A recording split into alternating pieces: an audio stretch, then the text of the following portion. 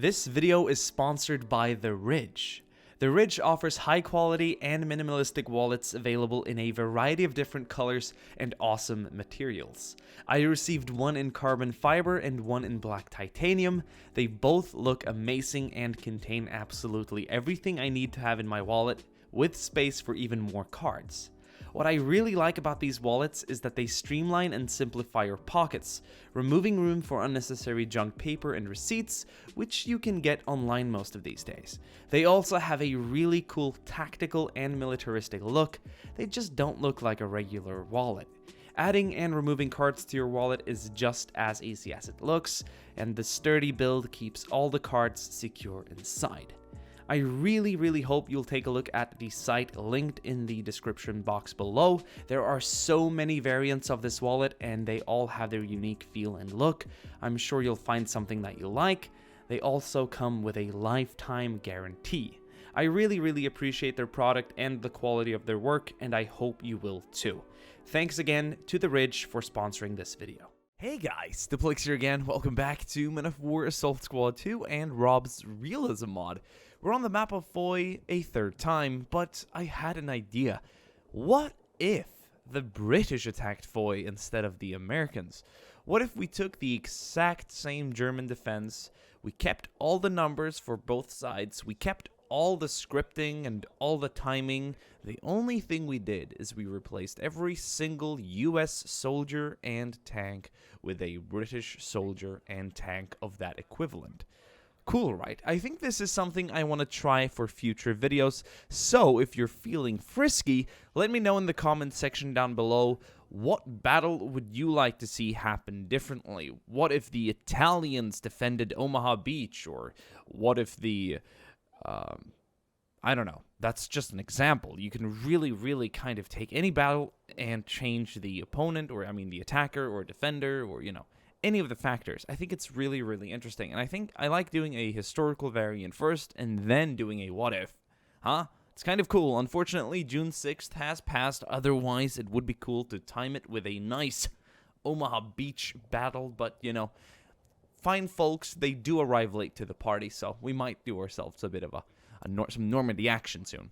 Also, if it sounds as if I just woke up, I kind of just did. I ate 3 hamburgers and fell asleep in the afternoon. I had a late lunch. I just woke up. I feel a little bruised. I usually don't ever nap, but we should be fine. Action over here should kick things off nicely. So, what's going to be different? Well, the Americans had a lot of semi-automatic rifles. In fact, not a single bolt-action rifle.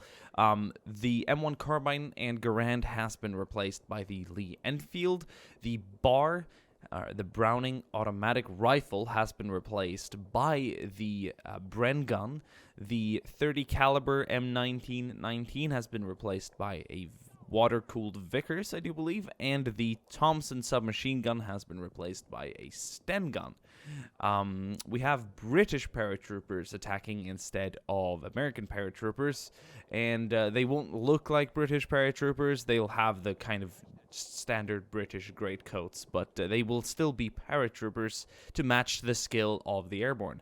And the tanks, now I could have deployed Fireflies instead of the 76 Sherman, the EC-8.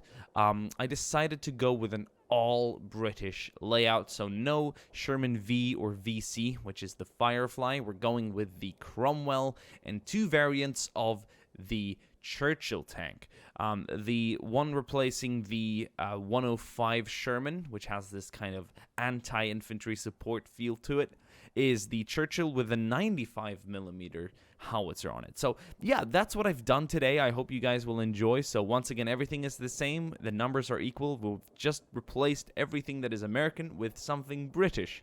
And we've done our best to reach an equally strong force without any compromise or any major differences.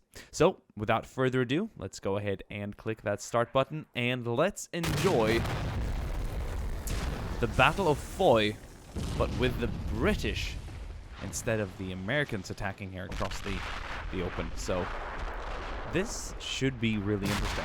And I haven't done enough reading about the battle itself, so if there were British elements participating somewhere near, the title itself is kind of flawed.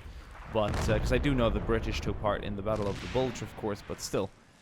This particular attack right here is now fully British, and I think we're going to have a pretty cool experience. There goes the Vickers.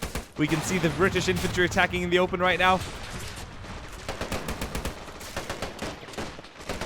Bren guns and Lee Enfields. We also, of course, in British fashion, have officers with soft caps in the field, like it's World War I almost. Binoculars and Webleys at hand.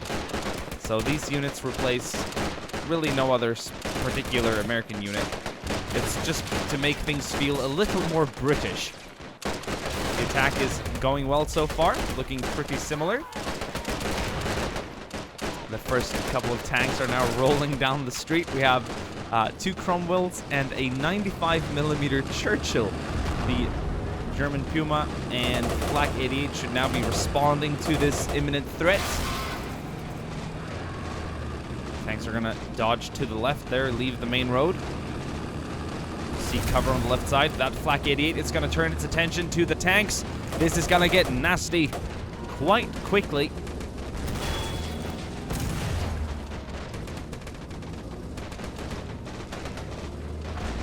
Oh, Flak 88 missed.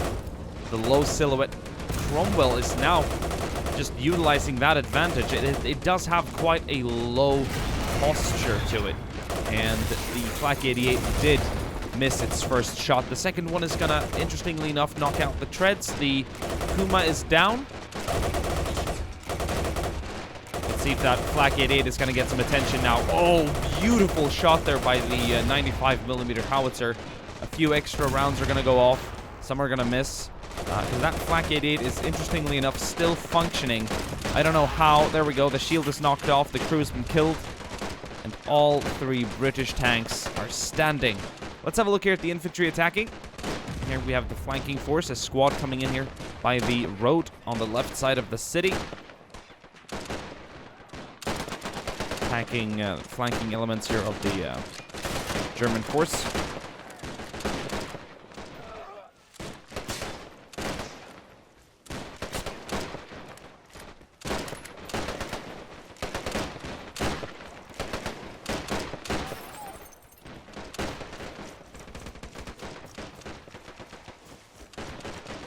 Beautiful. They're pushing their way in from the left side.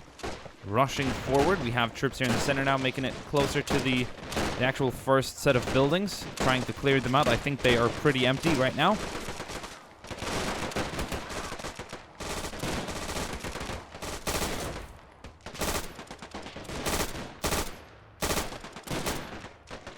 We can spot a lot of a lot of British casualties out here in the open. I think we're looking at a pretty similar situation right now to that of the American attack. The British mortar has arrived. This is a 4.2-inch mortar, so it's slightly larger than the American one used.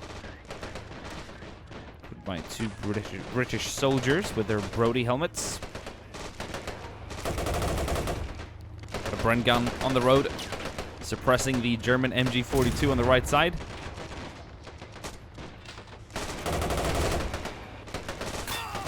Shot dead by a German soldier. More troops here on the right side. Look at this. It's awesome to see the British in action here as well. In a winter setting, it's not something I'm too familiar with here in Men of War. Nothing I've done too much of. I think the last time we saw British soldiers in winter uniforms was for the German Arctic base attack, which was entirely fictional, and I think that was also the first time we ever used British troops in greatcoats in a winter setting, which I think is also quite cool. So very unfamiliar territory in many senses. Oh, look at that mortar shell hit the top of that building. That's going to knock it down nicely. MG42 still active here on the right side. And the city center is still holding. How are we doing here in the center and on the left side? British troops getting closer. Now do keep in mind they have the same number of light and medium machine guns as the Americans did. So every single weapon has simply been replaced by the British equivalent. They have not gained larger numbers. They haven't been given more Vickers or more Bren guns. It's the same numbers.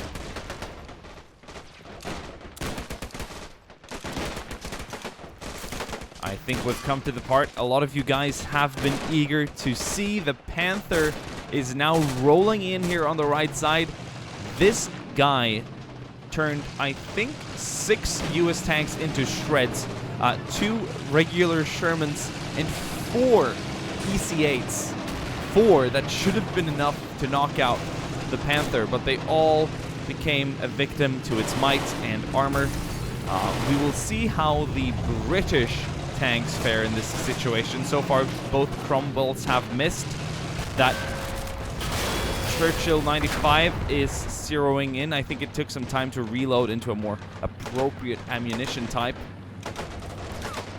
This Panther just ate 3 shots and it's still functioning. 1 Cromwell has been hit. That's a nice howitzer round. Like, it's really, like, it's definitely got some presence when that round hits, for sure. And I'm worried for the Germans' sake that it's going to do enough damage soon enough. Treads are knocked out, and that 3rd round is going to shake it up a tiny bit more, but so far the armor is holding. The Cromwell rounds are bouncing. There we go, Cromwell down. That Stug just arrived. I think I heard a 2nd engine up here. No, not yet, but in time. 1 Cromwell down, 1 functioning still. The British are surprisingly sturdy here in this situation. This is turning out to be quite a prolonged tank battle. I think this 95 Churchill here is going to face the same fate as its 2 Cromwell friends.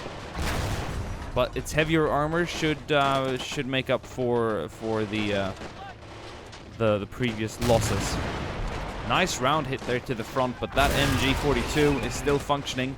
In fact, that's an MG34 in the front. However, I don't think this Churchill will stand another well-placed round if we can get a hit. I think the crew's a little bit shook up now after the last howitzer rounds. I mean, every time that round hits the tank itself, everyone inside is pretty much thrown around the tank itself. We've lost both tracks now on either side of the vehicle, so this Panther isn't moving anytime soon.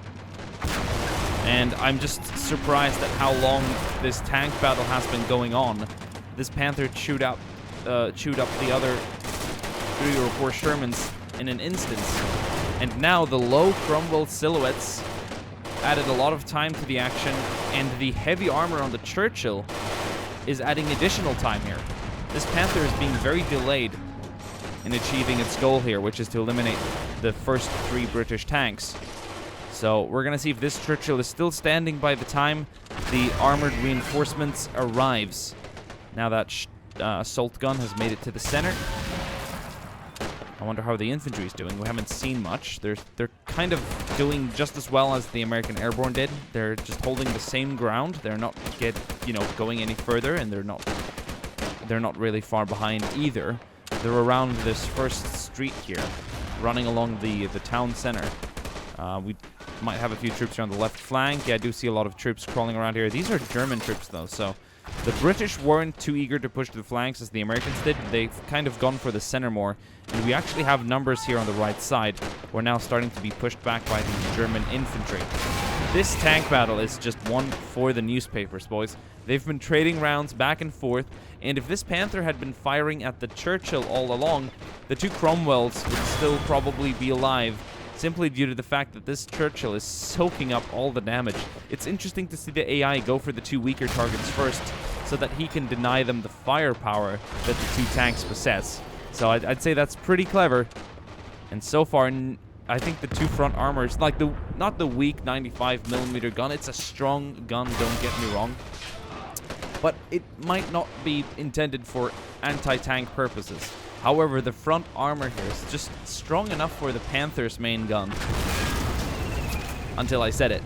But it took many hits, and believe it or not, the armored reinforcement has arrived. We've got 2 75mm Churchills, and to balance things out, we have another 2 95 in the rear, because the 75mm gun here on these 2 Churchills aren't exactly tank killers. in any larger remark. But still, we're going to see what kind of tactics they utilize here. Churchill is going to head down to the field. It's going to kind of come charging at the Panther, which I think is a pretty good idea. It's good for the tank to get as close as possible to the German armor. It's going to head back out on the road. Second tank arriving. Did we lose tracks? We've lost tracks. So that's a big bummer. He's going to hold up traffic here quite severely. Oh no. Second track's down. Jesus. Okay, and that tank's gone. All right.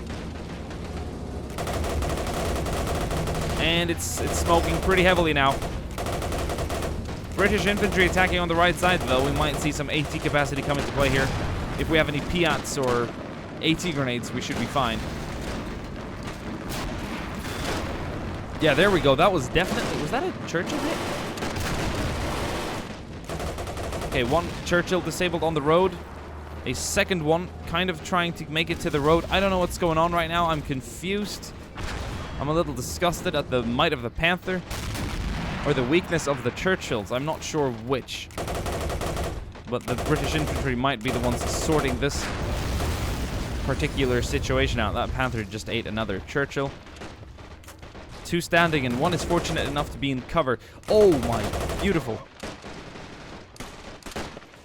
Beautiful, beautiful, beautiful. AT grenade employed swiftly here by the British infantry. That Panther is knocked out. It took the Americans a long time to utilize their AT grenades, especially up here at this assault gun. It was a frustrating couple of minutes to behold. We still have the Germans holding this row of buildings here, and this is turning out to be some pretty sticky close quarter combat between the two fighting forces. Honestly, just leaving absolutely no one standing. Brutal eye-to-eye fighting here. But the British, they push on. They're even putting the Germans on the run. Close to, at least.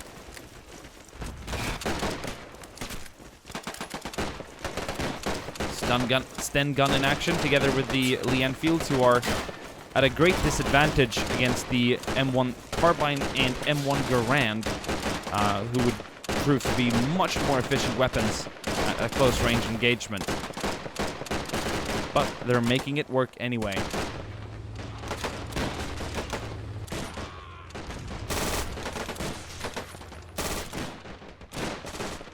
British troops moving up the graveyard by the church.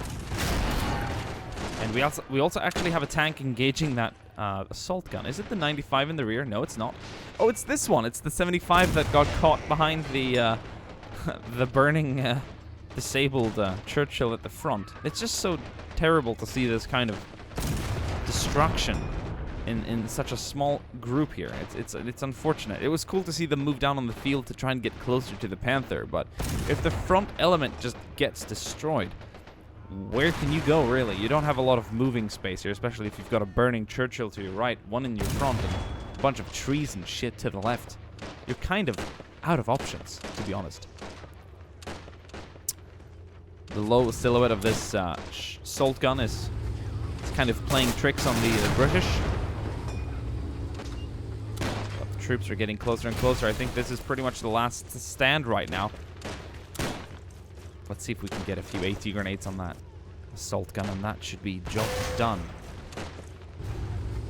There we go. Somehow he threw it under the tank, or it just chose not to explode at all. Terrible throwing skills. We've definitely got no future baseball players here. But then again, they are British, so perhaps not their main forte. A lot of grenades being thrown with absolutely no regard. Oh, Jesus. This is just... There we go. They did achieve their goal in a Soviet manner, if I may say so. With little regards to... With little care for perhaps their own comrades' lives. But Diplex, that's a Western propaganda.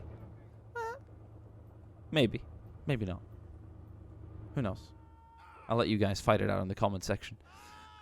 Anyway, job done. And believe it or not, we've deployed the exact same numbers in the exact same way. And the British are standing very tall, with a lot of survivors and absolutely no Germans still on the field. That's nice to see. Let's open up the minimap and let's get a good look. I reckon we've got about a good 30, 40 troops remaining, which isn't a huge deal, especially if you consider the fact that they did actually disable this assault gun quickly. One guy just died. Literally, yeah, you've got casualties. One guy just died. What in the fuck was that? He just fell over. Anyway, they did take out the Panther as well, which didn't cause any future casualties to the infantry, so that was nice and swift. I mean, the Germans did pretty much the same. Only 2 British tanks remain, and we have to take into consideration that these Churchills pack heavier armor than the American Shermans used. But then again, of course, they also pack weaker firepower, which is kind of why the infantry had to deal with the armor. Now he's back in action. This guy's going to be back in action in any second. And the British can continue on the road to Berlin. Look at him. I love these. I'd like to mod a Churchill, make it 4 times larger and put 4 turrets on it. That would be cool. Like one of those fortresses in Supreme Commander or something, you know? What people are... Is he dying or is that just some sort of... I don't know. Crazy. Anyway, guys, quick look at casualties. We're going to mark the German casualties in yellow and the British casualties in red. It looks quite similar. There's no poisonous gas or anything going on, right? So I'm wondering why people are passively dying. But once again, pretty swift yet unsmooth work here with the Stug, but they got the job done. They did actually utilize all their AT grenades. It's so weird the US Airborne took so long to get that going. So I've got no idea why the AI was different. Yeah. Perhaps there was more infantry live at the time around them. Look at these 2 tanks moving up nicely like this. This is so cool. Alright, guys. Hope you enjoyed, and I will see you guys soon again. Let me know also what you guys would like to see in terms of my what-if suggestions, alright? Ciao.